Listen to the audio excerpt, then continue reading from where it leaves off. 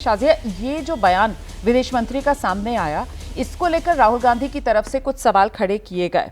ऐसे में महत्वपूर्ण हो जाता है कि जो विदेश मंत्री कह रहे हैं कि साहब हमने पहले पाकिस्तान को इस बाबत चेतावनी दे दी थी कि हम आतंक के अड्डों पर कार्रवाई करेंगे और जो सेना है पाकिस्तान की वो इससे दूरी बनाए, पर उन्होंने हमारी ये नसीहत नहीं मानी।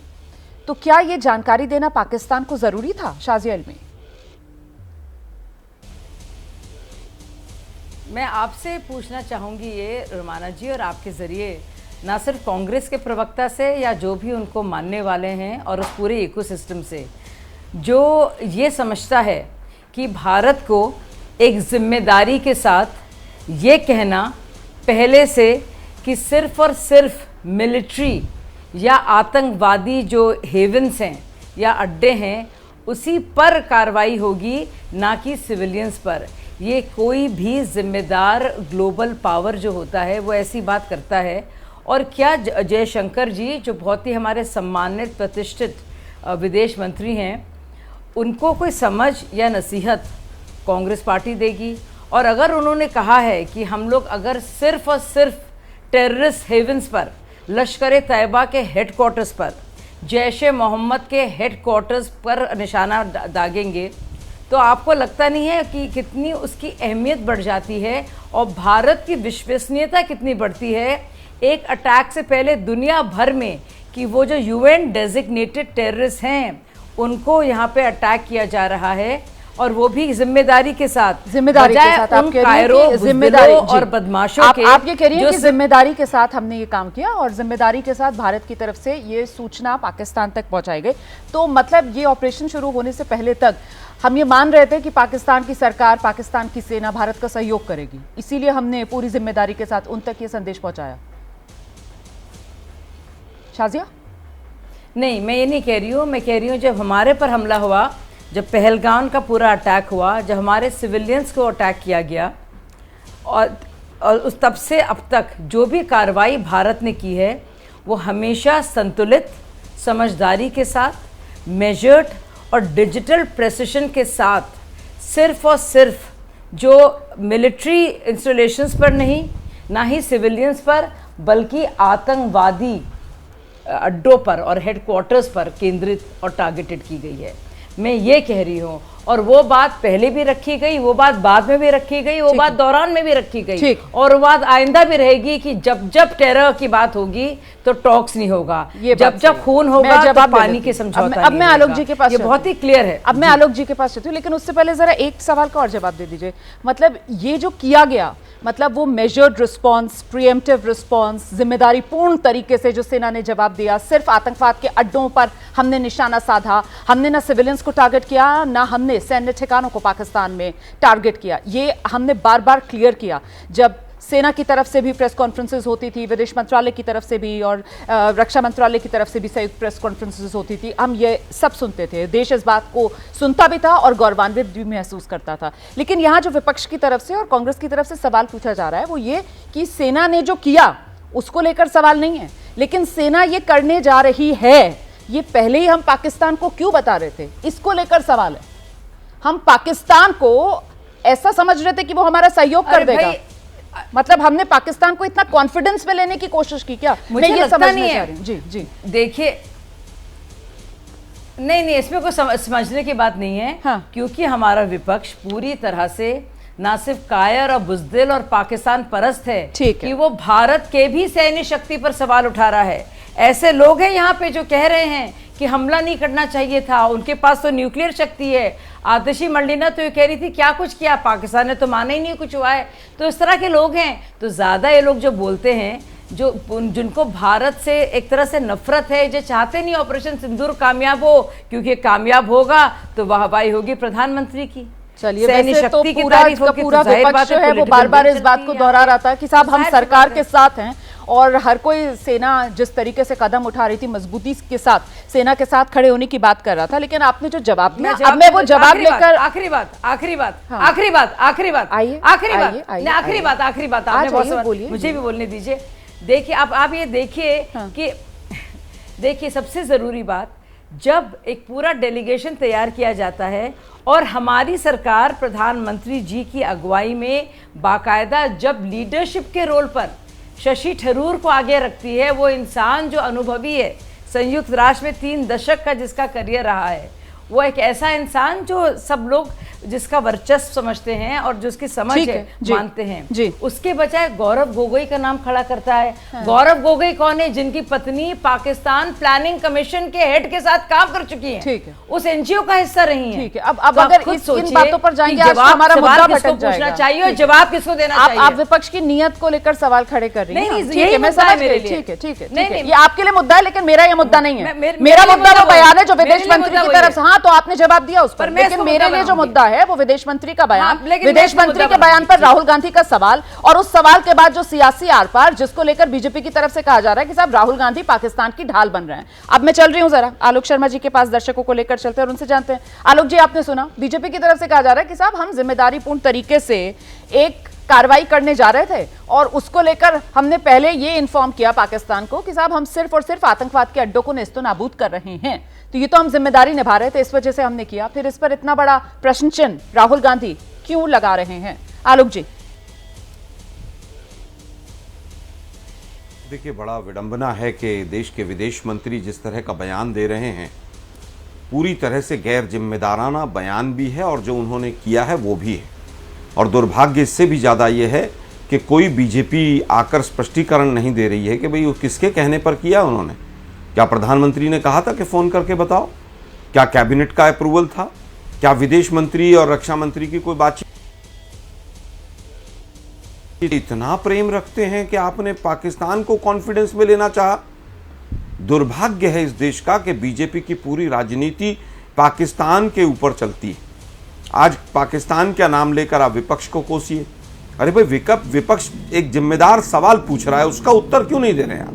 दुर्भाग्य यह है कि एक फेल सरकार है, सरकार की फेल विदेश नीति है और एक फेल विदेश मंत्री है। डीजीएमओ से फोन आया, साहब इन्होंने मान ली उनकी बात।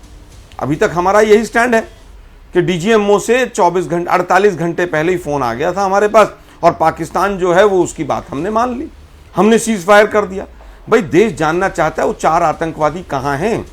ये इस पूरी इंटेलिजेंस फेलियर का जिम्मेदार कौन है? रक्षा मंत्री और गृह मंत्री जो संसद में बड़ी बड़ी बातें करते थे कि पीओ को लेकर आएंगे और हम जान दे देंगे पीओ के लिए, आज वो एक प्रेस कॉन्फ्रेंस करने से भाग रहे हैं।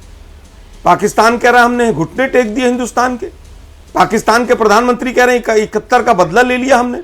लेकिन दुर्भाग्य ये है कि ये लोग कांग्रेस से लड़ते घूम रहे हैं। अभी बयानों पर तो मत जाइए ना सर, ये तो देश देख रहा है सर कि किसने किसको घुटनों पर लाया, तो हमने देखा ना सर, आपने हम सब ने देखा हमारी सेना के शौर्य को और कैसे पाकिस्तान को घुटनों पर लेकर आए सर, ये तो हम सब ने देखा। मैं सर आलोक जी आपसे ये जानना चाहती हूँ कि राहुल गांधी जो कहते हैं कि साहब हमले की शुरुआत में पाकिस्तान को जानकारी देना अपराध, आप मुझे बताइए कि अपराध क्या हुआ इसमें, ये बताइए ना आप, इससे क्या हो सकता था? अपराध क्यों लग रहा है राहुल गांधी को? अपराध ये हुआ कि राहुल गांधी को नहीं, पूरे देश को लग रहा है और अपराध हुआ है। और अपराध ये हुआ है कि आपने उनको पहले प्री इंफॉर्मेशन देके अपने फौजियों को, अपने सैनिकों को, अपने एयरफोर्स के पायलट्स को खतरे में डाला, आपने उनको आगाह किया। ये सबसे बड़ा अपराध है और उसके ऊपर बीजेपी कांग्रेस से ही सवाल उल्टा पूछ रही है। दुर्भाग्य यह है कि इतना बड़ा ऑपरेशन था, इतनी बड़ी घटना घटी पहलगांव में और मोदी जी बिहार में वोट मांगते घूम रहे थे। अब भाषण दे रहे हैं, खून और पानी साथ साथ नहीं बहेगा। अब देश को यह भी नहीं पता इंडस वाटर टीटी अभी है नहीं है, पोस्टपोन है, कैंसिल है, वो तो स्टैंड बाई है, वो तो क्या है कि पूरे देश को नहीं पता। जो पहले फैसला लिया था वो तो सरकार की तरफ से बार-बार यही कहा जा रहा है कि वो सस्पेंडेड है। लेकिन आपने जो बात कही है सर, एक छोटा सा रिएक्शन पहले शाहज़े आलमी का, उसके बाद में दोबारा बाकी मेहमानों का रुख कर लूंगी। रोमाना जी एक मिनट, रोमाना जी अच्छा सर 30 सेकंड में अपनी बात पूरी कर लीजिए सर। रोमाना जी एक मिनट, मुझे केवल ये बता दीजिए। जी जी रोमाना जी, उसमें तीसरी पार्टी IMF भी था, वर्ल्ड बैंक भी था, क्या उनको इन्फॉर्म कर दिया गया है? और ये कब तक सस्पेंडेड रहेगी, कैंसिल रहेगी, देश जानना चाहता है। पाकिस्तान ने शिमला समझौता कैंसिल कर दिया, शिमला समझौता अब है कि नहीं है, देश जानना चाहता है। ठीक, वो ट्रंप कह रहे हैं कि हमारे ऑपरेशन सिंदूर के ऊपर व्यापार भारी पड़ा, इसके ऊपर सरकार क्यों नहीं प्रेस कॉन्फ्रेंस करती? देश के प्रधानमंत्री तो मीडिया से भागते हैं, क्योंकि मीडिया उनका गुणगान करता रहता है, उनको विश्वगुरु वैसे ही बनाता रहता। एक प्रेस कॉन्फ्रेंस क्या होम मिनिस्टर को नहीं करनी चाहिए? क्या डिफेंस मिनिस्टर को नहीं करनी चाहिए? ठीक, क्या फॉरेन मिनिस्टर को नहीं करनी चाहिए? ठीक है।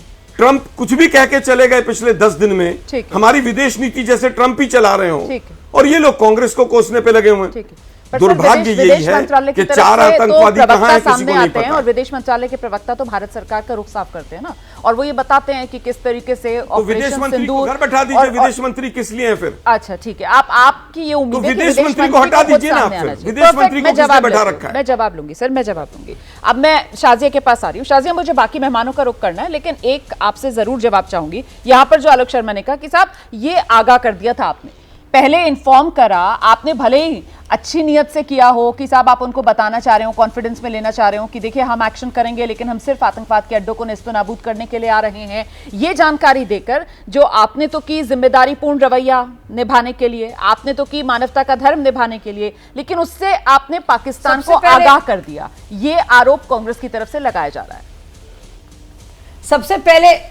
सबसे पहले तो मैं ये कहूँगी कि हमारी पार्टी और हमारी सरकार, और क्योंकि पॉलिटिकल विल ही दर्शाती है, भारत में जो सैन्य शक्ति होती है उसकी पूरी जो लीडरशिप होती है वो नेशनल एग्जीक्यूटिव के साथ होती है, यानी कि प्रधानमंत्री के अधीन होती है। ये सब जानते हैं जी। अडिग, स्पष्ट और राष्ट्रहित, इसमें कोई अगर मगर नहीं है। सही। तीसरी और ज़रूरी चीज़ मैं कहना चाहती हूँ कि किसी भी तरह से भारतीय सरकार जिस भी पॉलिटिकल लीडरशिप के अधीन हो उसकी कोई जिम्मेदारी नहीं है जो प्रधानमंत्री के अधीन होती है। जरा बताइए, नेताओं को जवाब दे। और तीसरा आलोक जी, आप बोल रहे थे बीच में, आपको प्लीज किसी ने नहीं टोका, उनकी बात सुन लीजिए, दोबारा आपके पास आ जाऊंगी। एक एक करके कौन सी होती है जरा बताइए आलोक जी, प्लीज एक कौन लोग होते हैं उसमें? आलोक जी एक बता रही हूँ, आइए शाजी अपनी बात जो प्रधानमंत्री के अधीन नेशनल एग्जीक्यूटिव होती है उसमें कौन कौन होते हैं? तो सब कुछ भी बोल के चले अच्छा बोल लीजिए, आप बोल लीजिए सारे, मैं बता देती हूँ। बताइए कौन सी नेशनल एग्जीक्यूटिव बोल लीजिए, आपके और कोई सवाल है? बोलिए। तो सीधा सवाल नहीं, आपके क्या क्या सवाल है बोलिए, मैं लिख लेती हूँ। क्या क्या सवाल है आपके? बहुत सारे सवाल है। हाँ, एक है, उसके अलावा क्या है? मेरा पहला सवाल, आपने कहा कि नेशनल एग्जीक्यूटिव, मैं जवाब दे दूं? एक नेशनल एग्जीक्यूटिव होती है जिसके अध्यक्ष प्रधानमंत्री होते हैं, कौन सी होती है? समझ गए। इसके दूसरा सवाल क्या है? सुन लिया मैंने, दूसरा सवाल क्या है? सुन लिया मैंने, दूसरा सवाल क्या है? सुन लिया मैंने, दूसरा सवाल क्या है? कि वो 4 आतंकवादी, सवाल आपका वो 4 आतंकवादी है कोई? हाँ, 4 आतंकवादी कहाँ है वो? 4 आतंकवादी वो कहाँ है? तीसरा सवाल क्या है? आज 1 महीने के करीब हो गया, 4 आतंकवादी कहाँ है? तीसरा सवाल क्या है आपका? तीसरा सवाल यह है कि अब रमाना नहीं कर रही हैं आप, सवाल जवाब हो रहा है ना रमाना जी, आपकी इजाजत है ना? मंत्री को आप इजाजत है ना ऐसे सवाल ले लूं मैं? देखिए, मैं तो नहीं चाहती हूँ कि आप लोग आपस में ये सवाल जवाब करें। आप ही ने जब कागज उठाया, आप ही ने जब पेन हाथ में पकड़ा तो मैं रुक गई। मुझे लगा आप एक्चुअली उनसे सवाल जवाब करना चाह रही हैं।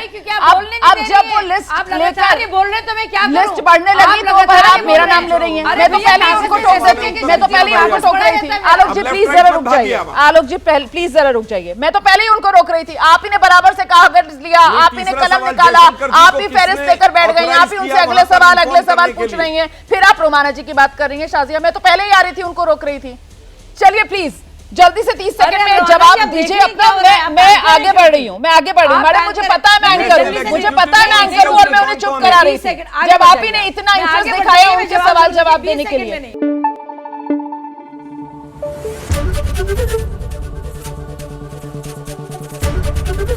एबीपी न्यूज आपको रखे आगे।